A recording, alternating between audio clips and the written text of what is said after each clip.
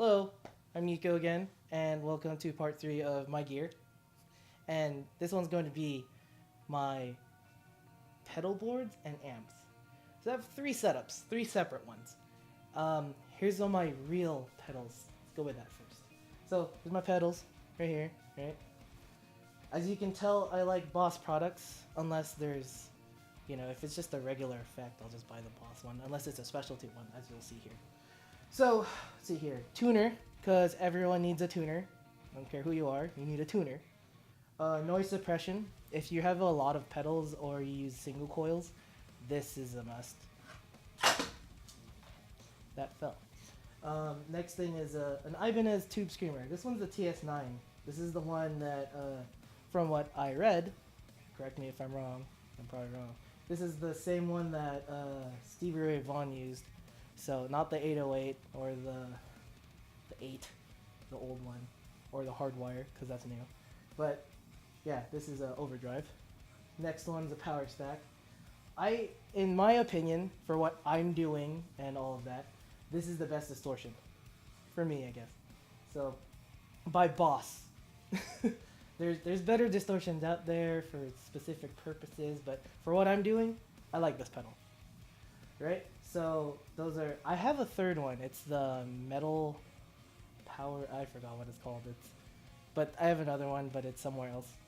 I think Bernie has it too. So this next one, EQ down here. I don't use that for EQ. I use it as a volume boost. Instead of I didn't use a volume pedal until a few months ago, actually, or yeah. So whenever I needed a volume boost, I would use the EQ. I leave it flat, then have the volume up. And then in one click, I'm louder than the whole band. Over there on the right, the red one, that's the Sonic Stomp. That is a pre-delay, which means that before your signal gets to the amp, they actually hold back a few milliseconds your mid and your bass range so that your treble seems more present. Right? It makes it for more, the trebles come out more basically. And let's see here. Chorus. I don't have much modulation effects because I don't really use it and no one really asked me to use it. And so I have chorus because, yeah, kind of need that for stuff. I have compression here. I really didn't like this pedal for a very long time. I bought it thinking it would be nice. I could use slight compression on my sound, but this is for really heavy compression. But I started playing country guitar a few months ago, and this is the pedal to have that squeezed compression sound. This one. If you want a subtle compression sound, do not get that. But it sounds kind of digital too. So, like, get the Keeley or something. Or those, the Cali 76. That'd be a good one. The delay. It's funny with this delay. I didn't buy this one. I was at a Southwestern College improv gig, and we were cleaning up the place, and I found it, and I just took it.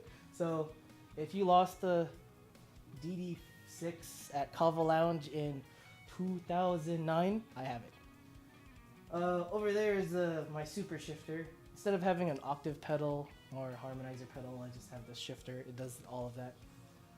It doesn't do 3-part, it only does the 2. And let's see here. I have the Ditto because a lot of the time I'm backing up a singer. I'm the only one there, so I have to be the bass player, the drummer, the guitarist, the keyboardist. And sometimes I don't want to have to do all of that in solo. So what I do is I have the looper, play a little progression, and then solo over it. Last two. Vox. I have a not Crybaby. I used to have a Crybaby, but then I got the Vox. I like the sound of the Vox better because it's the one that they used before, or the one on Shaft, I think. The more 70s wah sound to me is the Vox, not the Crybaby. If you're doing the rock wah stuff, get a Crybaby. But if you're doing like the regular funk stuff, that one. And this last one isn't a pedal, but it's on my pedal board. it's my Shure wireless system. It's that thing that fell at her. And yeah, it's if you're gonna walk around and like the stage like I do, having a wireless system is really cool because you don't have a leash anymore. If you're sitting down in a theater though, you don't need this. This is way overkill because you're sitting there, you're just like this the whole time, right? So these are all my regular pedals. Wait, no, it's not. Forgot I have this guy. This is my Rockstrong talk box. You need a microphone for this to work. Basically, it's an amplifier inside this whole, that's why it's huge, thing. You get your signal, there's a distortion box in there. You plug this guy in here in the hole. Then your guitar sound with distortion comes through the tube into your mouth. And then you make the sound come out like that and you shape it with your mouth. So that's how a talk box works. Now that's all my pedals. So this is my non-real pedal setup, or what I like to call my musical theater setup for the electric guitar part. I have a Boss GT8, and I know my friend PJ uses the same exact thing. And I saw on Facebook, Bill uses the same thing, accompanied with the same volume pedal, which is the Ernie VP Junior, volume pedal junior. You don't have to plug this in. This is what's great about it, and it still does the volume for the output on this thing.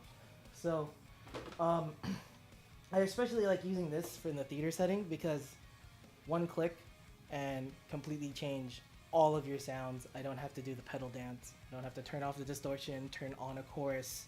I don't have to, basically all that good stuff. The only thing that I have to do, the hardest thing, which I have to do, is what I had to do for my last show on Sister Act, is try to control my volume while doing the wah pedal. And so imagine you're playing funk chords, funk rhythms already, right, with your right and left hand. You have the wah going with your right foot, and then, oh, you're too loud for the whole band. Now you have to slowly do this with your left foot. But that's the hardest thing that I have to do with this setup. So yeah, reliable. I've had this for 10 years. And I would use this for practice too, but I wouldn't use this for recording. And I would use real pedals for a real rock show. So yeah. And my last setup out of my 3 setups, also another digital thing, is I use my computer as my pedal board. Mainly for if I'm just jamming at home or if I'm recording and I don't want to bust out the whole amp, microphone, all the effects. I just use my computer. Right, so what I have here is the Apogee Geo. It's an interface and a Midi controller. And they have all these symbols, so it's like record, back, forward, play. You can stomp on them, like, so you have your hands ready on the guitar, and you can just press record with your foot, and then you can track yourself. Or if you're like me, I use Mainstage, and I use Amplitude 3, plugin mix, and the BBE suite. Just those 3 plugins, and those are all my guitar sounds. I've made 3 to 4 patches for each of the main guitars I use. So whatever I'm doing, I have the sounds already set up. It takes a while, but it's worth it once you're done. Then you have the sound. You don't have to spend precious time doing that before recording and someone's here. It's like, what are you doing? Blah, blah, blah. But the only thing about this is you only get 1 expression pedal instead of 2, so I can't have like that volume and wah thing. But here's the expression pedal I use. This is actually a keyboard pedal, and it's the, what is this? FC7, Yamaha FC7. But that, yeah, that's my last setup for sounds. Alright, last bits. My amps. So this right here is my Roland Cube-60. Again, I like Boss products. Roland and Boss are the same company. And this was, my aunt actually bought me this. This was my first real amp because I didn't really have an amp. I had like, you know, small little 15 waters back then, but I needed something bigger, and my aunt got me this. I called it Old Reliable. I called it until it broke down. So eventually I needed something bigger, and behind here I'm not gonna grab it because it's heavy. I have a 80-watt version of the next generation up. It's a Cube-80X. So yeah, hiding right there. Yeah, that one. Yeah, it's the same amp, but I would use the Cube-60 for jazz, says it sounds better for jazz, and then I'd use the Cube-80 for everything else. So yeah, this is the Cube-60 is creamier. The Cube-80 has more, is a different tone. So there's that. I also have 2 more amps that I use, and one of them is a Marshall Mosfet. Kind of that one was a hand-me-down from my cousin Eric, because he used to be in bands and stuff, and that's what he would use. But he said he didn't need it anymore, and they're trying to get rid of it. So I was like, I'll take it, and got it fixed up, you know, because it was buzzing and all that stuff when I got it, because it hadn't been used in years. But if I need to be really, really, really, really, really loud, and I want that Marshall tone, I'll bust that one out. I also have, what's that called? Bass amp, big one. I forgot how big, 150 watt, but it's the brand Acoustic, and that's what I use as my bass amp. It's huge. I think the bass player I play with, she has one too, Jezreel. I think it's the same exact one.